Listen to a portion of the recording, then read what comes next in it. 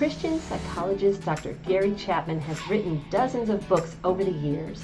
We'll cover 7 of his books in a 6-part series.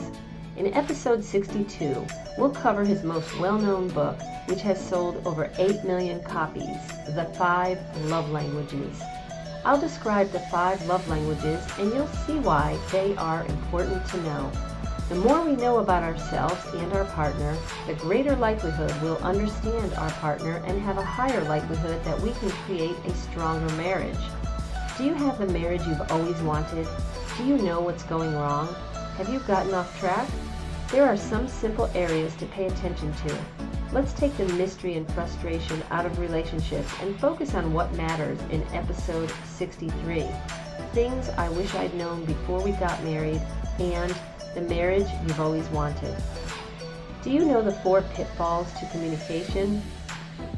3 secrets you can easily do to ensure a thriving relationship? Listen to episode 64, where we talk about Gary Chapman's book, Covenant Marriage, Building Commitment and Intimacy. Spring, summer, fall, and winter. Those are the 4 seasons of marriage. What can we do if we find ourselves in a season that is not very enjoyable? Find out on episode 65, where we'll discuss the 4 seasons of marriage, secrets to a lasting marriage.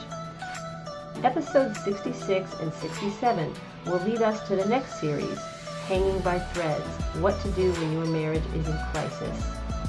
Workaholic spouse?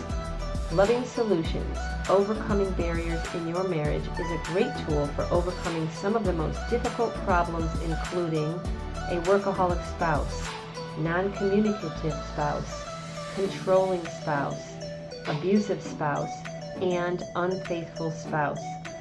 Finally, in this series, episode 67 will hone in on what we can do when our marriage is at the end.